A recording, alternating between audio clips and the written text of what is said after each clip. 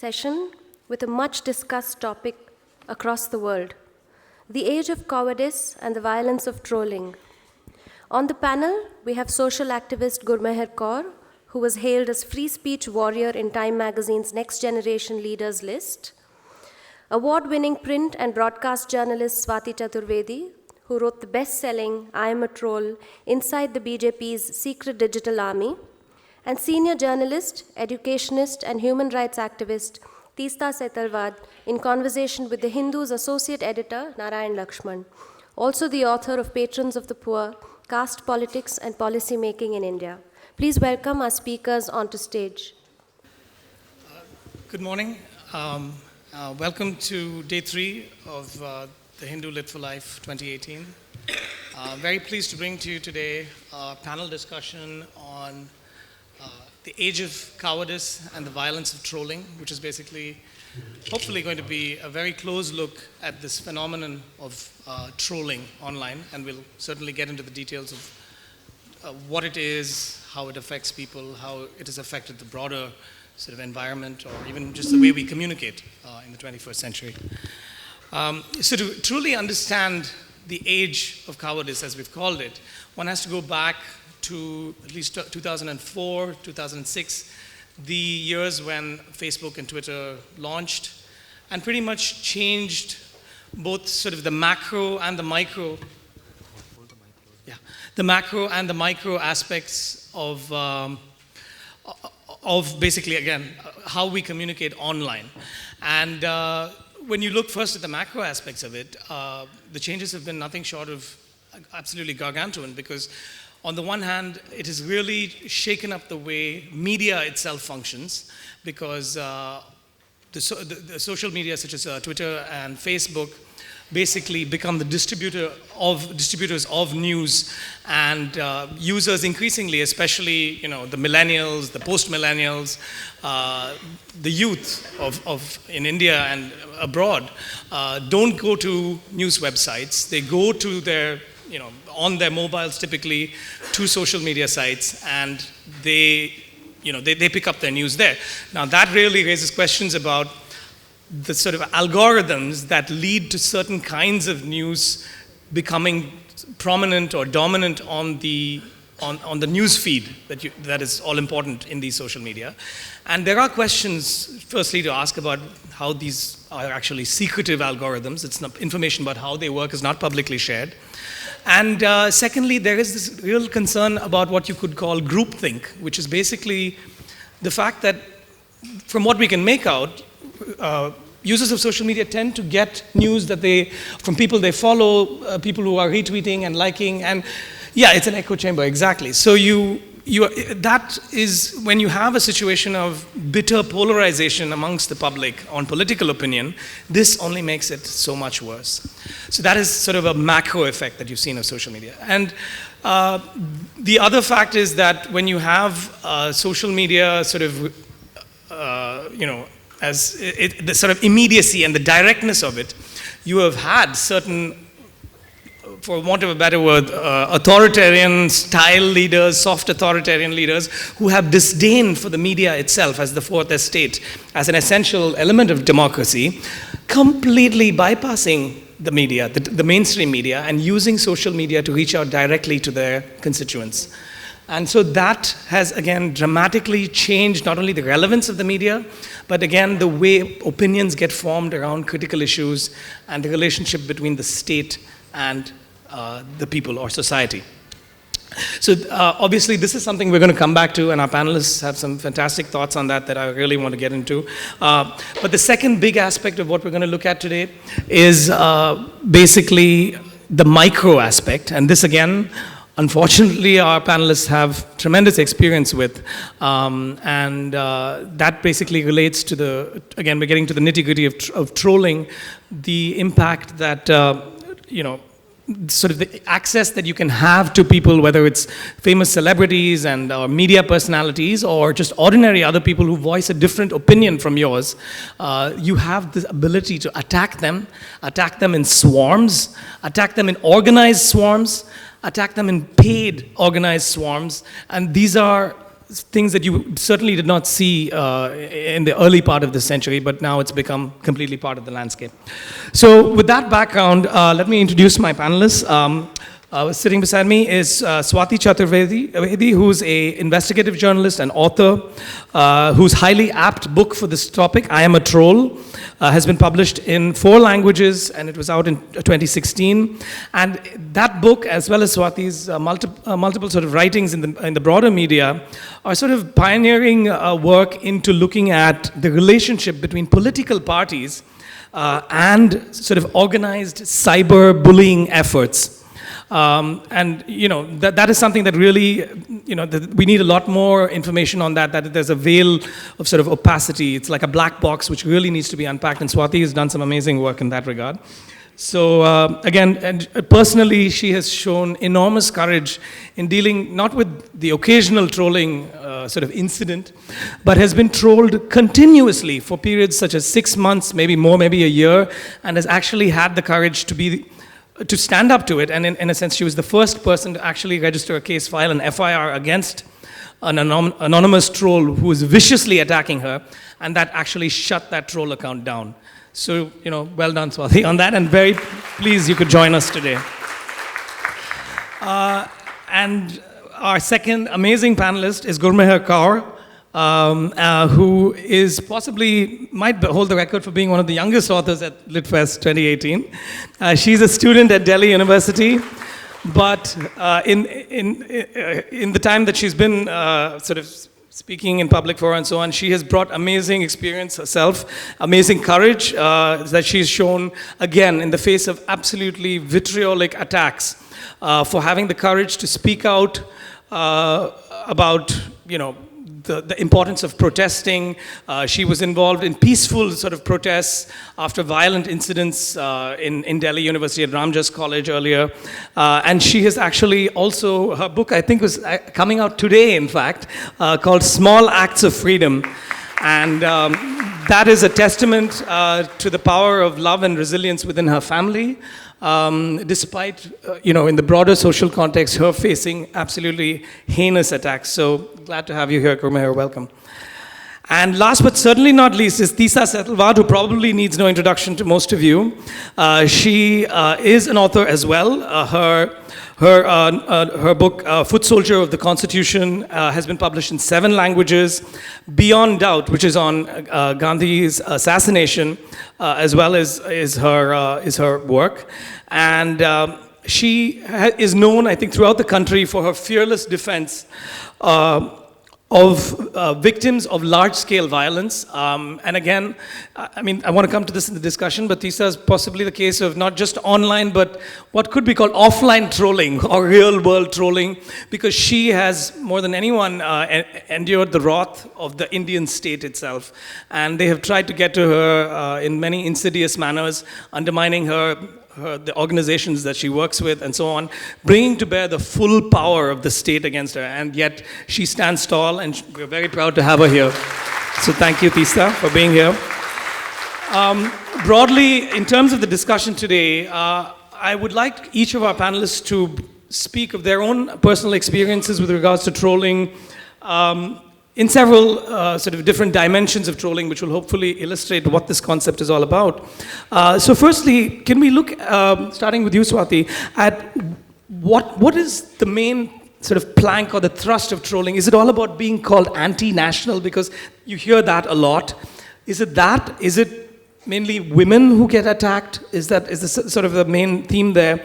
And finally, I think, could you talk about sort of the organized aspect of it? Sure. You've written about? Well, let me start off by saying I'm a proud, secular, libtard prostitute. We hear those words every day. So let me say I'm very proud. I'm very, very proud to be a prostitute. I'm very proud to be a journalist. And what Narayan asked, it's not mainly women, it's anybody who has an opinion contrary to what I would say the actual intolerant people don't want you to have. A troll is someone who is nameless, who's faceless, whose only job is to discredit you. As journalists, we deal in facts. We are accountable for every word we write. We should be accountable, ideally, for everything that we do on television. Unfortunately, we are not. But at least the law exists. But on social media, you don't have to have a name, identity, anything to, like in my case, I did not want, I was slandered by one particular handle, which is actually part of the BJP, and it was a senior journalist running it, as the police told me. Nothing's happened to him. But, I did not want to be defined by slander, because I don't deal in slander. So it is highly organized, and I think the only good thing that's ever come out of it is Gurmehar Kaur here, who bravely overcame, all of the slander and all of the nonsense she faced. And it is the call center. It's again the banality of evil. It's a call center job. 50,000 people do it, as I investigated. And they go to work 9 to 5, and they tweet out hate, incitement, death threats, rape. Women are more sexually harassed. Men are called corrupt, with bungalows and blah, blah, and you're in bed with this politician. But it's basically, again, very banal. Okay. And you got all of this by, you met many trolls, and you met many troll organizers as well, right? You talk about that in your book. In fact, I turned a troll. There was this lady who was a troll for the BJP who couldn't deal with the amount of hate that she was forced. There was the famous incident of Amir Khan, where they got petitions organized to get Amir Khan to be dropped as, the brand ambassador of Snapdeal and so on. And she kind of always had a huge crush on Amir Khan, perhaps. And she actually turned and she actually signed an affidavit saying that, she got tired of tweeting, there was a particular hate list they made. They actually call it a hate list of people like me, Rajdeep Sardesai, Sagarika Ghosh, Teesta here. We are given particular attention. So, hate lists and so on are normal things for them. The Hindu, of course, communal. Proudly at the top of that. Yes, so. As an institution. So it's very, very organized. It's a call center of hate. Okay. Thank you, Swati. Can I just add something here that, we have today the social media trolls, but like you yourself said, it started long before that.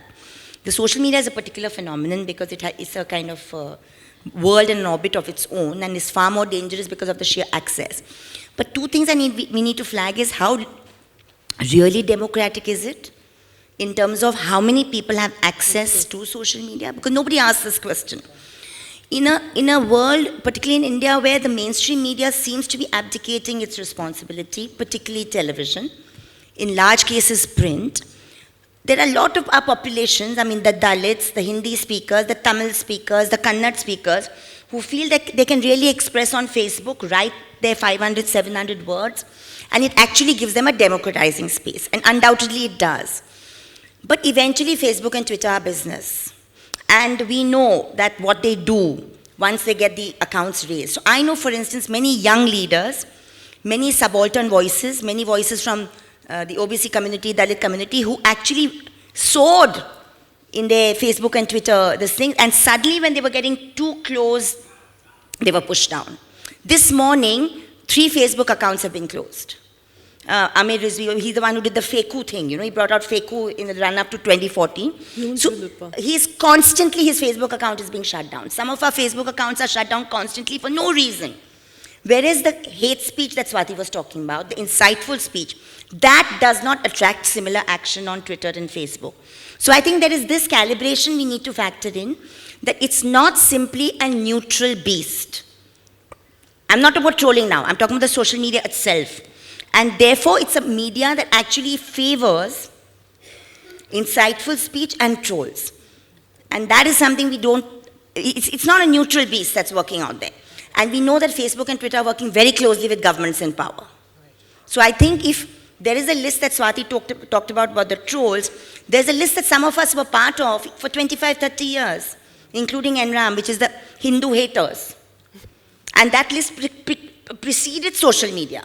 So all of this then comes together when you have a very potent weapon like Twitter and Facebook, and we need to ask the question, how democratic are they? Who has access? There is a study being done on Geo that actually restricts internet access. We don't know whether internet access in India is truly democratic. I know, for instance, Varanasi, which is the Prime Minister's constituency, where I go every 2 months, has pathetic internet. Why? So that the complaints don't come in.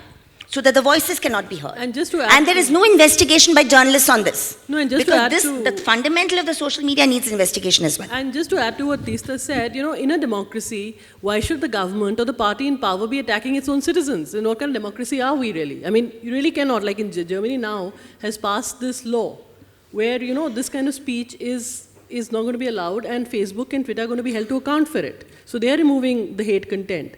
But here you have the ruling party. I mean, we have a prime minister who's the only leader in the world who actually follows 45 trolls, which you can see the tweets that they do. They're only death threats, rape threats, and incitement. In your book, you mentioned, I think, 26. Clearly, the numbers increased. Yes, and he's not unfollowed even one of them. Despite the book getting international attention, Mr. Modi has not unfollowed a single troll. Now, why does my prime minister need to follow trolls? What is he getting out of, this kind of incitement or death threats or rape threats? What kind of Twitter feed does he have? Yeah, that came into the spotlight quite vividly, especially after the killing of Gauri Lankesh. And there were 4 trolls who were viciously... 4 trolls were vicious and they're followed by tweeting about her death in unspeakable terms, and all of them were followed by Modi. Did he unfollow one of them, that guy Nikhil? No. And then the judges. I mean, when the fact, judges' press conference happened... He clarified that he didn't unfollow them. Oh, wow, okay. And 3 days back when we had the judges' press conference, which everybody's been talking about with some degree of curiosity and wonderment, you had one particular guy calling them bastards, and the Prime Minister follows him as well. He follows a lot of strange So people. it's like it's a pattern.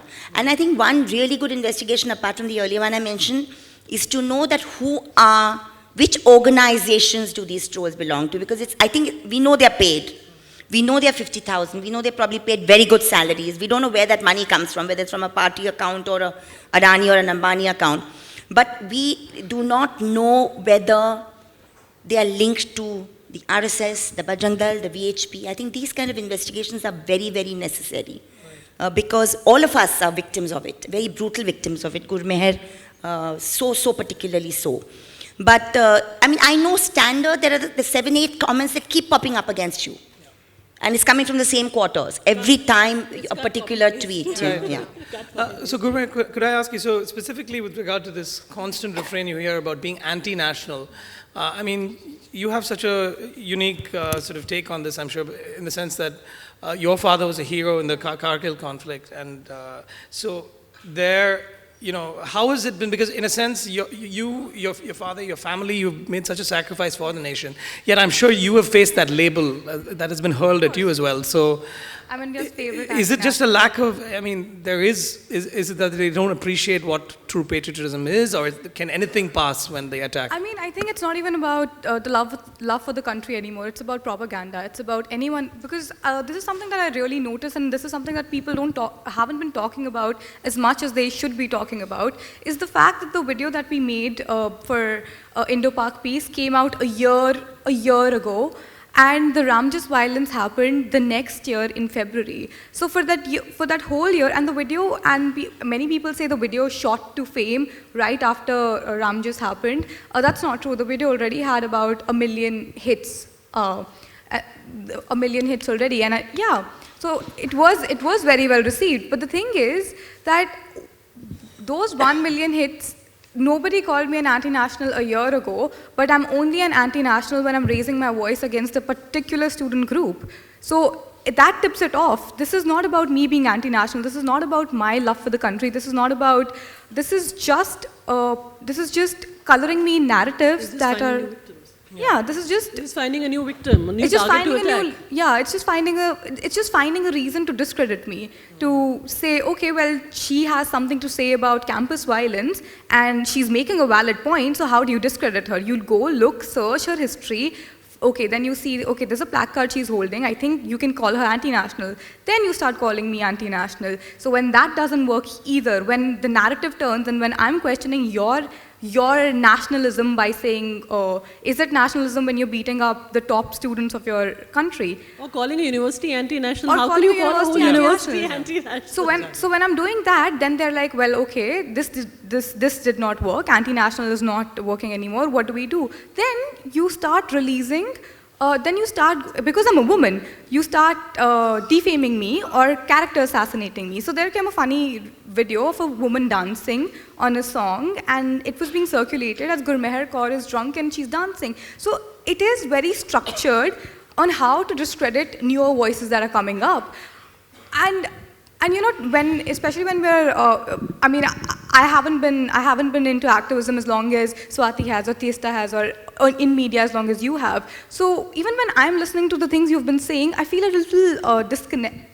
or maybe a year ago, I would have felt a little disconnect, saying, well, this is just social media. ये तो होता रहता है. This is only online. So what if somebody is following somebody? So what if somebody is liking? This is just in virtual space. But I feel like we as citizens need to realize that virtual space is real space now. All of us have our cell phones. All of us are exposed to information on our phones. There is so much of our opinion that is being built on what we see online. And I think it's very important to consider that.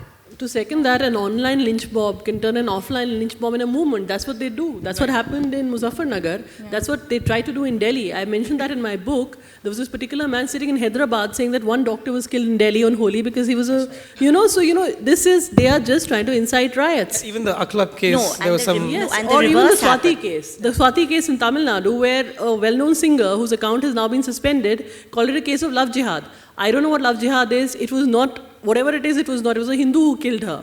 But this is what they do. This is to incite riots. And how can we? And then what about the social media being used to actually propagate acts of violence, like you had in Rajsamand or Una, where actually violent acts are committed, and then the social media is actually used to garner support or gloat around that violence.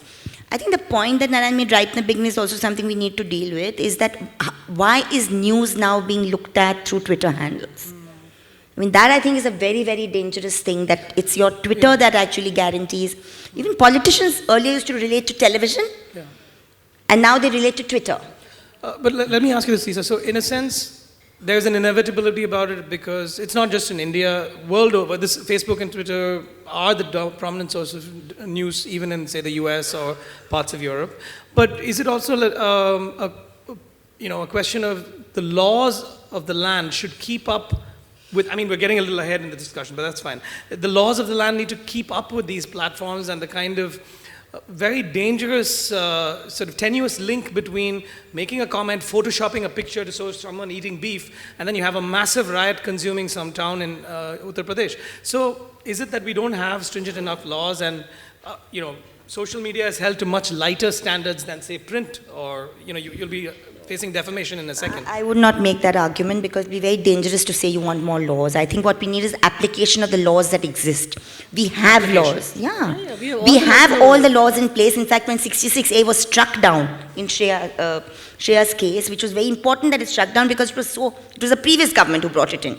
It was a very vaguely worded section, and we can't really risk having these vaguely worded sections which will make eventually all the people here on this panel targets, because we are talking about peace and sanity and not the guys who are actually talking about hate. See, we have laws in place for insightful speech and hate speech. And like I said yesterday on my panel, you had Bal Thackeray, Narendra Modi, the central ministers actually spewing venom and inciting violence, but they will not be acted against. We need a citizens' campaign to ensure effective implementation of the law. No law will get implemented. No civil liberties get realized till there's a citizens movement. We don't expect it to happen. No, but in a democracy, I agree with her, but in a democracy, having the Prime Minister even follow one of these handles should be something of outrageous. I don't see that outrage happening among citizens. I mean, we see incitement happening through ministers' handles, ministers retweeting fake news. Nobody reacts. I mean, we in the media, FOE is our bread and butter, so I am not for any law. But my point is that have we failed? Because even Donald Trump, who I think Modi in some ways is worse than him, is held to account by the US media. I mean, he hasn't done away with the White House briefings. He still has press conferences. Now there are only 16 months left of Mr. Modi's they're a bit of a farce, but at least he has them. Yeah. Exactly. But he's not even held one press conference. And we in the media have not protested that. Narayan, we have not said a word. It's a question of the media's role, and it's a question of citizens being frozen into silence.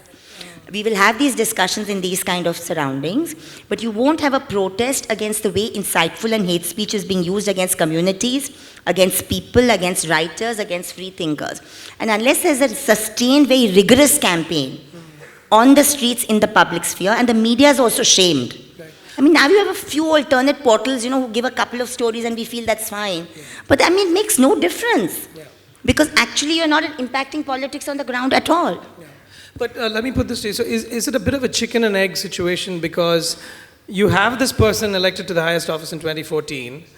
Yes, okay, 31% of the electorate put him in power. But you've seen the color of debate shifting steadily one way. The attacks have become more intense. So my question is, where is the opposition? Where, not only in politics, I don't mean the political opposition, we know what's going on with them, but even in terms of the people's movement, so on, are we actually a highly conservative nation and people who feel differently are a minority? I mean, that is a disturbing question to me, but we have to deal with that. I'm not sure that's the answer, but I think we've certainly, a large section of the people who are supposedly right thing have been frozen into silence. Forget the 19 states that are governed by the same ideology that rules the center. What about Telangana, where the Rohit Vemula thing happened? The Hyderabad Central University was seething, and you didn't have support from the city of Hyderabad. You did not have support from the rest of Telangana. I mean, you have Tamil Nadu, you have West Bengal. In West Bengal, you have a cartoonist and somebody also being imprisoned because he's critiquing that government.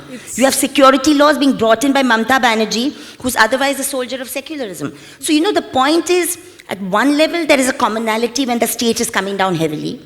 On the other hand, there is a distinct ideology that is doing it. So, Telangana police and the way they behaved with students and professors on 26th of March 2016 after Rohit's death, 3 months Appara was brought back in. All this has faded from our memory. And I think we need to ask ourselves, I don't know about majority-minority. I really believe still that they are not in a majority. But they function as if they are because there's enough of us who are comfortable with the new normal. And the new normal is a new normal of hate, of othering, and of complete cowardice. And why aren't we fighting for our institutions? I mean, come on, look at the Election Commission, look at the Supreme Court, Chief Judge, 4 judges have a press conference, and it's back to business as usual. I mean, what compelled those 4 people to say that we don't want to sell our soul? You have a judge murdered, you have people killed, and a political party is proud to appoint that man as their president. So, I mean, what have we, why have we allowed, as citizens, to, destroy, these things took time to build. And we've just, look at the RBI. When Rajan was forced out, when demonetization happened, what did we do in the media? We become cheerleaders. Why have we not, we've lost our watchdog job completely. We are cheerleading those in power. We are not comforting any of the afflicted. We are giving comfort to Mr. Modi. So what do you think that's because of? Because again, I go back to, when UPA 2 sort of lost, and it ended, there was a sense, this is just anecdotal, but there was a sense of, India we are not doing well on the world stage. We are an impotent nation. We're just kind of engulfed in scams, and we don't have, good institutions. We want a strong man to really fight for us. That was the sort of sentiment that propelled the current leadership up to the top, wasn't it? I think it was a willful... Are we reaping the consequences Absolutely. of that? I think it was a willing suspension of belief because, we all know, I don't know what the Gujarat model was. I still don't know what it was. What I do know is that people died there in riots. And if you're running a state, you should be held accountable for what you do. And I don't think that for industrialists telling the world that somebody is a wonderful leader and somebody's getting so much investment, I know how we all got so invested in it and how, especially in the media. Because we simply did not ask. We did not ask a question of the Gujarat model. We just took propaganda as something which was completely believable. We did not question enough. And we are now in a situation where nobody talks about Achhe Din. We only talk about dog whistles. We only talk about anti-nationals, beef. What are we talking? Is this really a conversation that we should be having in this day and age? It's very strange that on 28th August 2015, when Hardik Patel got 2.5 lakh Patel youth on the streets of Gujarat, it was only then that the press, media started talking about the small chinks in the Gujarat model. In 2011, I remember, and I'm mentioning this at the heyday of UPA, okay, not when it started collapsing. And I'm deliberately, I don't want to namesake, but I'll talk about 2 channels which were supposed to be more liberal, NDTV and CNN at that time. We all know who the anchors were. Atul Sood had brought out his book, Poverty Amidst Plenty, interrogating the Gujarat model. And he, as a professor of economics, he was trying to get a panel discussion on national television. And you know what the answers of these very liberal anchors were? Talk about 2002, don't question the Gujarat model. So it was not an innocent coming to power of Modi.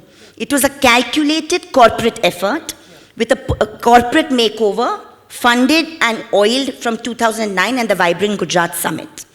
So it was a very, very sinister game, and everybody went along with it. And I think many of the people, I would say a good 80% of the 31%, actually voted for him because of what he had done in Gujarat in 2002. Gurmehar, I'd be interested to hear, as someone who has even younger when these things happened. And did you actually notice any shift in the sort of collective mind of the Indian in terms of, because obviously, UPA had 2 rounds. They won twice, they were in power twice, and so it doesn't really bear out in the evidence that Indians are what I said earlier, which is we are fundamentally a very conservative country. We have voted both ways, but from the point of view of the youth, also because you guys are going to be even more relevant in the social media space and so on, and influencers. Do you see a shift? To you, is this completely just a new thing? Have you just entered in the world of Modi? I feel like a lot of people ask me that, so I've been asked this a lot of times. They're like, why are you talking now? Where were you when the Congress was in power? And I was like, I was giving my 9th standard exams. Exactly. I mean, I had to do physics, and I had to do chemistry, and math was my biggest enemy. Not politics. Not politics, that's... but I think that if there's something that I notice on our own levels, I think it is, I grew up learning about secularism being this pride of the nation. I grew up learning and studying. I was in a proper convent Catholic school, and even then we had these moral science lectures, and I grew up learning that you have to be tolerant to other religions. You have to give everyone space. You have to accept people. And that's not what I'm seeing today. What I'm seeing is somebody calling, the young girl who committed suicide just recently posts on her social media saying, I like Muslims. And then she was trolled so badly, especially since this is a panel on trolling, she was trolled so badly that she was driven to commit suicide. And and for saying I like Muslims. The other day, Rekha Jha, the editor-in-chief of BuzzFeed, writes on her Twitter saying, I think Fawad Khan is very good looking. Pakistani men are better looking than Indian men. She made this, Fawad Khan is very good looking, guys. Yeah. Yeah, but she was trolled like crazy. And she was trolled like crazy. And the thing is, I did not grow up in India. I did not grow up learning. This is not the image of India that I have. My India is not just one religion. My India is a melting pot of cultures. My India is that I can go to Punjab and I'll be accepted. So yes, this is the change I've seen. And I think, and this is what I work towards. My India, its spine is on its togetherness. We came together and beat the foreign enemy and drove it out and built ourselves from there. No, not foreign enemy. Now we are blaming everything on Nehru. Everything is Nehru's fault. So I want to get that back. I want to be that nation. I'm not just one identity. Just listening to Gurmehar, it just struck me that in the midst of all gloom and doom, apart from Gurmehar's own very brave effort, if you look at the kind of efforts that Kanhaiya and Shaila and Jignesh, and in terms of the support they have got on the same social media that we are all collectively semi-abusing, I think it's also interesting because there is also that side to it, that they are really become, they were always what they were, but they could actually take off from there because they did get that youth support. So I think there is also the younger, what you call the millennial generation and all, which is watching younger people who are talking a very, very down-to-earth Indian refreshing language, and they're getting support for it. Look at Jignesh, how his thing has gone up ever since he got elected. He used to always tell me that, I don't have as many followers as Shaila, and now he's catching up, So actually, that makes me want to ask another question, which is, in a sense, leaders like Jignesh Mewani and Hardik Patel, their effort and their rise to the top, to the extent they've made it, is definitely more, it seems at least to me, more of an offline phenomenon than online, in the sense that they've not relied on a very organized social media effort the way even Modi did in 2014. So could that be the answer? Maybe are we imputing too much power to social media? Because again, let's remember that, internet connectivity being what it is and literacy being what it is and so on, a lot of people get their news other ways too, which is kind of goes to the opposite of what we've been saying so far. So is that the answer in a sense? Or Swati, what would you think? Doing it offline rather than online? I would totally agree with you because, as you said, the literacy being what it is, and it's anecdotal. Yeah. When you say smart cities, in a city like Delhi, you can't even breathe. So, and how much hate can you eat? How much achhe din? Where are the achhe din? So, you're going to look at your own wallet. Yeah. And like I keep saying, you cannot eat hate. You know, they can keep asking, what about Malda? They will be like, what about my petrol? What about my diesel, you know? So I think, absolutely, you know, people are now experiencing a kind of a disenchantment of what reality is setting in. And that is clearly offline because, by the way, also in my research, my book, I realized that earlier they had a lot of very committed people. Now it's more like paid call centers, you know. There's a big difference. So these people are doing it as a job now. Yeah. No, and Hardik not only mobilized those 2.5, 3 lakh youth, he went to jail for close to a year. He was jailed. I mean, that politicized him hugely. And then he's using the Twitter handle, you know. So it's like, it's all of that together that he's now a voice to be reckoned with. And Kanaya too, and Jignesh too, and you know, Shaila too. So I think they are very grounded. Yeah. And I think, all social activists, politicians, writers need to be grounded before they, you know, take off on social media. And think that's the answer. And I think this is something that I think social media just puts your face and makes your face an everyday face. Shaila, Kanaya, you don't realize before Shaila, Kanaya or Jignesh were news, they had already been contesting elections. They were already the president and vice president of their universities. They were facing the state, yeah. And I think social media just makes you more accessible, makes you more available to have a conversation with and to, yeah, so I think it's a one-way conversation. But it's a one-way conversation, Like our Prime Minister has his Mann Ki Baat. He has his Twitter handles. We don't have press conferences. It's a one-way dialogue. There's no sort of interrogation of what goes on there. That is definitely concerning. So, and do you think, the other part of that question, do you think actually we are attributing too much importance to... Media? I don't think we can discredit social media. I don't think so. I feel like when, that would be, I think that would be too idealistic to say, oh, but it's only online. But when you know for a fact it is impacting minds. For example, this thing, it's a little anecdote that happened with me. So we have a household help who takes care of everything and who's cooking for us because mom's working. And this one day he comes up to me and he's like, Didi, Pakistan mein mandir hai ya nahi? And I've spoken about this many times. And I'm like, why are you asking me this? Kyun pooch rahe ho? And he goes, well, if there aren't any mandirs in Pakistan, then we should destroy all the masjids in India. And it hit me. And I was like, where are you reading all this? And he says, mobile mein message aata hai. I get a message on my mobile. And I see he's a part of this group. And all he gets are these similar forwards. Now, he is Are you talking about WhatsApp? Or? I'm talking about WhatsApp, yeah. I'm talking about WhatsApp. He's a part of this group. And it's similar messages that Pakistan, apparently it's all hatred towards Pakistan, or it's all hatred towards Muslims. And he is from UP. The fact, this is how, you know, you cannot discredit social media because this is how information is... it's circulating. This is how you're forming opinions of people. He may be only just working as a household help, but he is that one vote. So you cannot discredit the reach of social media at all. No, I don't think we should discredit it at all, but I think we should not overemphasize it either. I think we should have a medium because I think that we should keep understanding that real politics, real activism, real thought, real writing happens on the ground, and it can get reflected in the social media.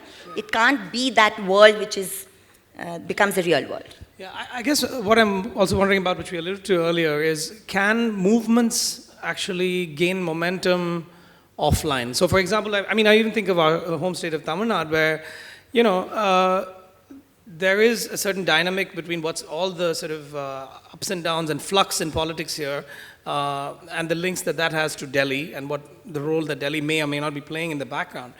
But to me, again, while most of our Tamil Nadu leaders are on social media, finally, probably most of them within the last few years, I take some, I'm heartened by the fact that a lot of the discussion here does seem to be about policy. It does, Tamil Nadu has this reputation of being sort of committed to mass welfare and that kind of thing. So that kind of debate, I feel, would shift the focus away from issues like trolling and attacks and targets to real questions about, what is the promise of Ache Din?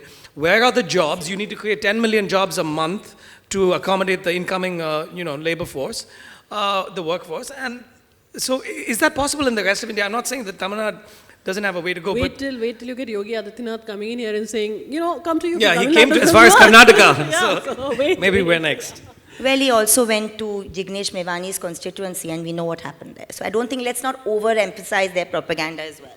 Yeah. It may not work if the curve is a losing curve at some point. So is it also partly a problem that in many rest of India, you're feeling this vacuum maybe from Yeah, and also the fact that the Congress or any other opposition force is completely lacking in sort of that organizational muscle and the ability to just make itself relevant again as an answer, as a sort of or a counterbalancing force to the other side in power.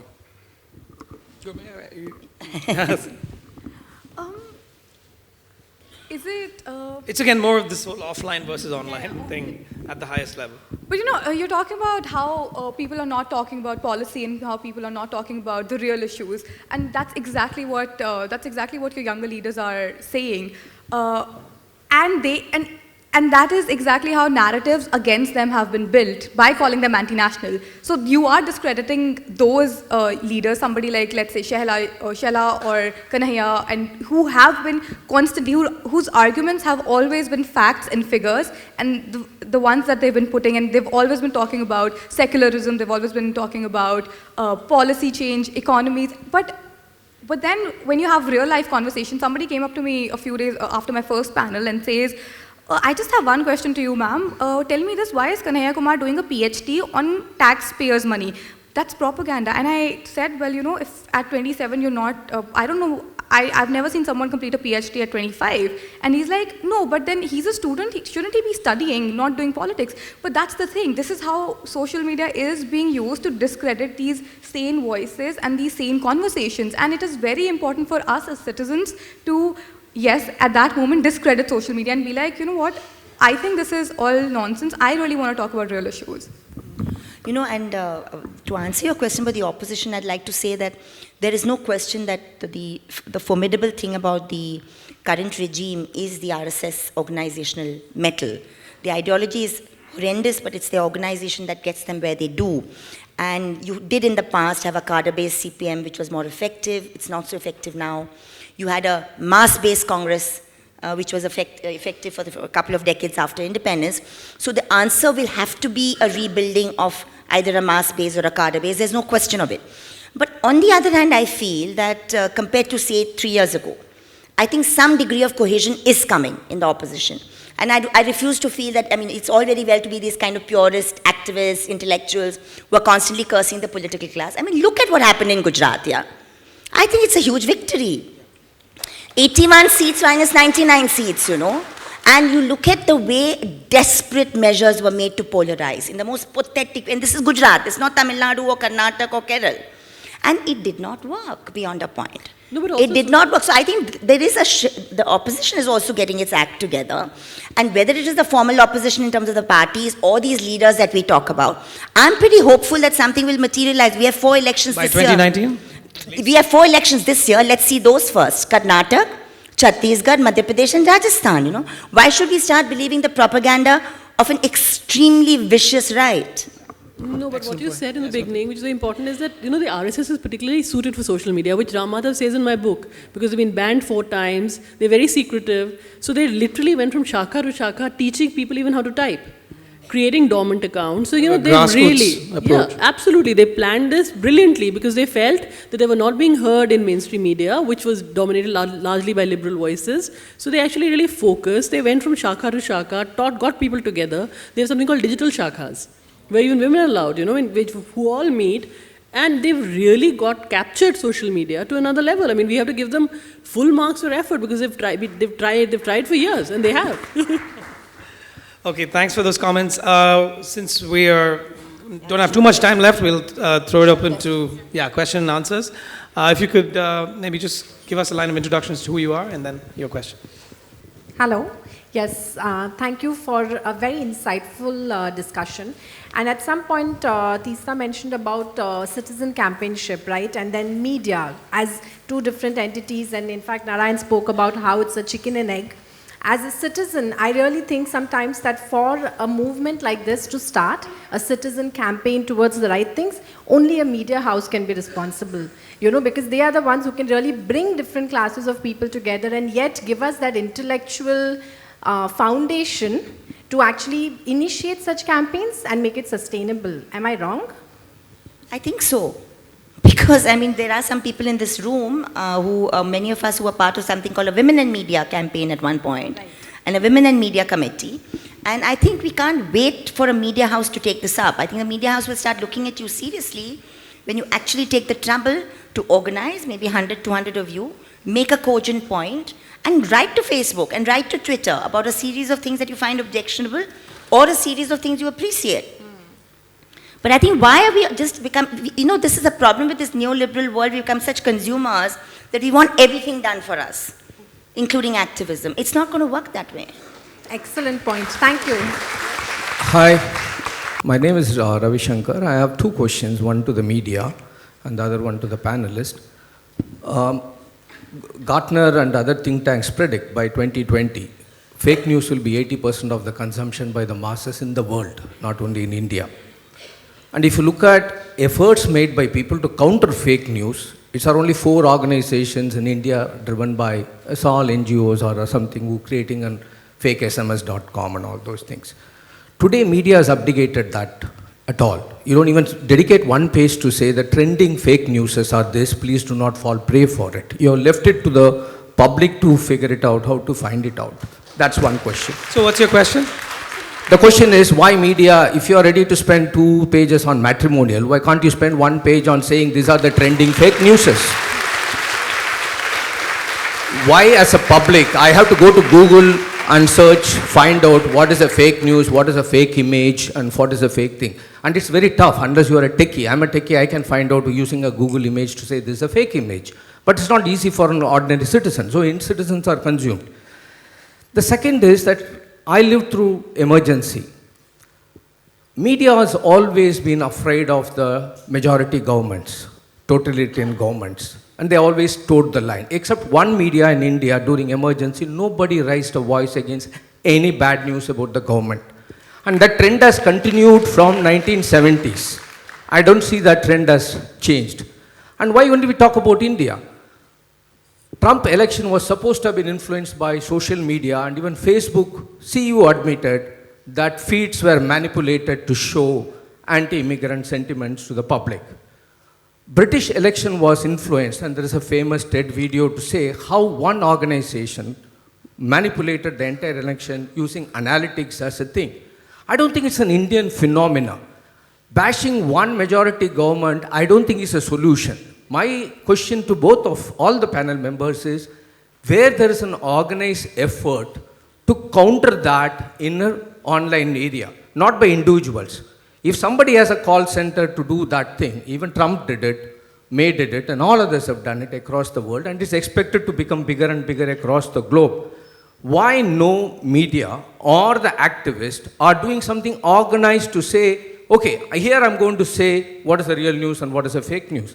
Here I'm going to say this is one page like a wiki troll, and come and see all the trolls that happen, I'll give it to you. Okay. Allow public to get involved. Thank you. Thank you. Thanks for Can I just very add good something? question. Actually, sorry. You guys want to go first? Yeah. Can I just So- add something? It's a question, a follow-up question to the same thing. Sorry. Where are we? Me, here. Yeah, So, tying up to that about media in general, it's also like how we consume news has changed to before.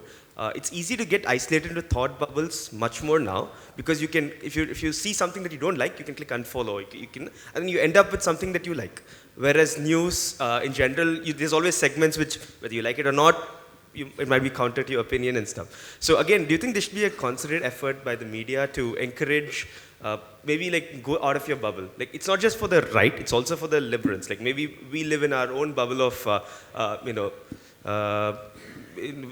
not disconnected, maybe disconnected from reality. No, everybody does have echo chambers, you're right. Everybody in social media has an echo chamber. So echo chamber, it's way more common. Facebook, Twitter, Reddit, everywhere, it's way more common to live in echo chambers. So maybe tying into him, should we have dedicated media sections to talk about the phenomenon? Because I don't think people even realize that they're in echo chamber. Okay, I think we get the question. So just to answer first from the point of view of I can't speak for the media in India, but at least from our perspective at the Hindu, I certainly take the point that there is a lot of fake news, and we should, as the Indian media as such, do a lot more to counter that, to bring clarity to readers. But then again, I would also emphasize that there's an entire spectrum, and there's an entire spectrum of news organizations. There's an entire spectrum of news organizations by size, by news philosophy, by the ability to cover news, and in fact, going beyond like the larger media houses, there are many across the countryside which we probably never even hear about, who get impacted by things like the loss of advertising revenue from the government and things like that. So the ability to counter fake news over and above doing your daily job of covering what you think is important, other news, is a challenge for some. It is not a challenge for others who maybe should be doing more but aren't. And I do believe that there are some organizations which are making a start with that. Now, you have to bear in mind that it's like a shifting battle. The ground shifts every day. So there'll be today. There's a new entire TV news channel which is clearly dedicated to promoting a certain viewpoint. We didn't have that a few years ago, or even more than 1 year There's ago. no omnibus media. That media is not so one beast. you need to kind of sort of unparcel or take apart that view of the media. Having said that, I do agree with you that we need to look at what is fake news. The question is also which audience are we reaching out to? Is fake news affecting people in the villages who are maybe getting news on their mobile phones as much as those who are sitting in cities constantly on Twitter? So we have to also make that distinction based on where we are situated within this broad spectrum. And I having said all that, I certainly concede that as such, there is more work to be done. I don't think you would dispute No, me. I just, a small suggestion, because we are talking here and liberty of talking to somebody from the Hindu, that your reader's editor column, which actually reflects on some of these issues, is very, very interesting. So even if you're not able to do a whole page or whatever, I think to get a couple of contributors, maybe a couple of contributors a month, who deal with the specific aspects of fake news in that month from different regions and how it impacted, I think would go a long way. And coming back to the other question, which was to us, which is smaller groups, individuals. I was saying this to Swati earlier, that I think we need to point fingers at ourselves. We are all very egotistic. We have not been able to forge proper platforms and alliances to take this thing on with the seriousness it deserves. We bandy around words like proto-fascism, fascism, but we want to fight these egotistic battles with our bylines alone. It can't happen that way. It can't happen that way. We really have to build a battle. Are you saying we should, even the media should jump into politics? And individuals and journalists, we need to have a wide, because you won't make an impact if you do it as individuals. Yeah. But I disagree with her here because I am a journalist. I am not an activist. I don't want to be an activist. I want to keep doing what I do. And you said the emergency, I wasn't even born then. I think I've done, after that, whatever I've seen, I've done it. So, don't give me the emergency. I wasn't there. Yeah. I have a question, please. My name is Lauren Lovelace.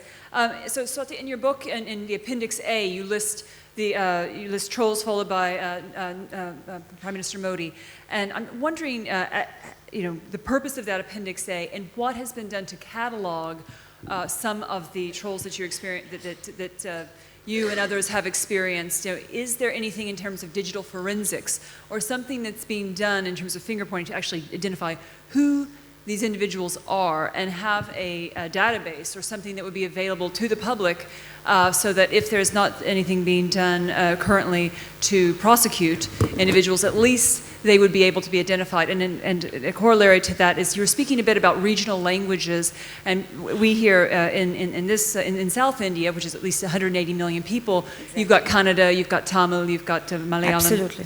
To what extent have you found trolling to be a pervasive issue here? Because I know that most of the discussion is about really Hindu, trolling in Hindu or trolling in English. Thank you. Yeah, I just want to mention that we are trying to collect a database of the complaints filed against trolls. And so far, we have collected 73 FIRs, not in English, because I think English is not where the story is. Marathi, Hindi, and other languages, we've just started collecting from Karnataka and the south, because I think a lot of the abuse happens also in the regional languages, and the trolling happens. It may have different dimensions from the one that we discussed this morning, which was all about the Hindutva right, etc. And that also needs to be factored in. Also, we are trying to develop with some organizations, technological organizations, something which we are very keen on is to see whether they're linked to any organizations or whether it's simply, because I don't think it's as simple as just being paid call centers. I think there's a little bit more than that.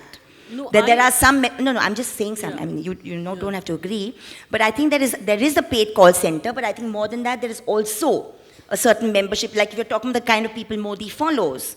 I mean, those people are coming from a certain ideological brand. And I think that needs also to be factored into the entire debate, and then how these organizations are linked or not linked to each other. But to answer your question, I documented the people he follows mainly because I wanted to show that there is no other world leader who's cuddling up to loathsome trolls while wanting to be a statesman. I mean, it's bizarre to me that, even one person, in the Gauri Lankesh case, which Narayan mentioned, there was one person who he follows who said that, a bitch died and her puppies are crying. Now, why should the Prime Minister of India, my Prime Minister, follow such handles? What is he gaining out of it? Which is the reason I documented all those handles. And he's, like I said before, he's not even unfollowed even one of them. Okay, next question. Good morning. Okay. Good morning. Here. We'll have last. Sir, here. Just Sir. one more question here. Shweta, my name is Shweta, I'm here. Okay. Okay. I'd like to quote something from what Gurmehar said on trolling, and on that. You said that your troll, he behaves like he knows my life, my reality, my struggles better than me.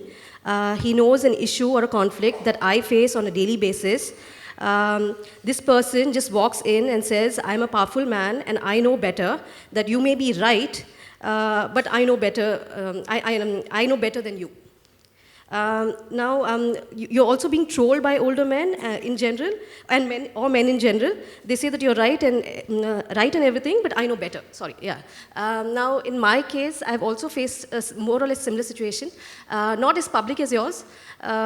In my case, it's also been men and women who've been telling me that, you may be right and everything, but I know better. And it's not just men and women in general, also in small pockets of media and journalists as well. So what would who would probably, clap for you and pat your back for what you have to say, but would come and do the same thing around me? What would you say to hypocrites like that?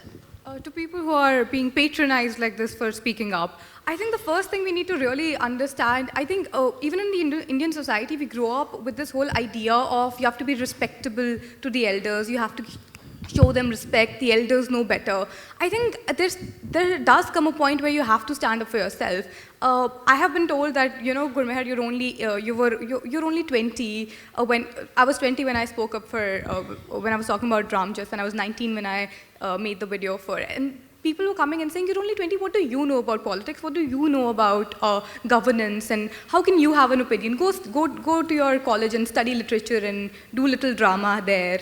But yeah, and that's true, that's what people say. But then that's the thing, if at 18 you're allowed, and you should make this a point, and you should make it a point within yourself. Everyone who's been questioned, I think even, especially with women face this a lot. Every time you're walking out of the house post 7 p.m., your parents will be like, kahan ja rahe ho, kyon ja rahe ho? And it is true that men can, I'm not going to generalize, I know boys who have faced similar struggles, but women are always being questioned. I think it's very important. So when you are an adult, when you know you can vote, when you have the power to put a man in the highest office, you have the right to have a political opinion. There's no journalist, no parent, no father, no mother who can come and say, your opinion is wrong. When you can put someone in power, when you have that power, your opinion is just as valid as a 60-year-old man. Thank you. And the last question from up there. I would just like to tell you that I grew up in the India as a young person, as a kid, never knowing what nationalism was. We grew up with the idea of unity and diversity, with pride in that. And now as an adult, I find myself trying to prove my nationality, trying to prove my Indianness when I never had the need to do it. Our family made the highest sacrifice you can for the country, I still have to prove it every day. That's the irony of it, yeah, it's very sad. So the thing is, I find the Muslim community today very mute and very scared to even speak up to the voices that be, only the reason being there's going to be a fierce backlash against us. And I would like to ask you, I mean, you guys over here, this is a beautiful gathering, an eclectic gathering of intellectuals, but who is going to convince the masses who have the tangible hate of Muslims in the north and the intangible hate of Muslims in the south? I think south, I love my Tamil Nadu, I'm a proud Madrasi, and I would never trade being a Tamilian Although I'm Urdu speaking, but I take pride in being a Tamilian. I'm part of the soil of Tamil Nadu. I'm part of the soil of India. India is in every vein of my body, and I don't need to prove that. Unfortunately, Absolutely, you don't need to prove that. Unfortunately, No, you don't need to prove that. I don't need to prove it, exactly. So my question is, these are the liberal voices, the intellectual voices, but are they just a small minority? No, they're not. Who is going to No. convince the masses today who are going around with the flag of hate? How do we bring about a change in India, is my question. Swati, you want to respond? You know what they're trying to do is take away your agency, is to take away the very question that you asked. Don't let them. And I don't think India subscribes to this, the othering of the minorities, which is going on, So don't give in to it. And nobody has the right, to take away your agency, to take away your citizenship. You're as much of an Indian as I am or anybody else is on the panel. It's ridiculous. But I do believe that not enough is being said about the hatred in our trains, in our buses, on our streets.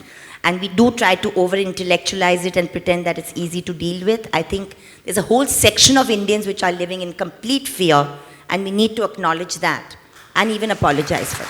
Thank you. And on that positive and thoughtful note, we'll wrap this up. But thank you very much. I hope you enjoyed that discussion on trolling.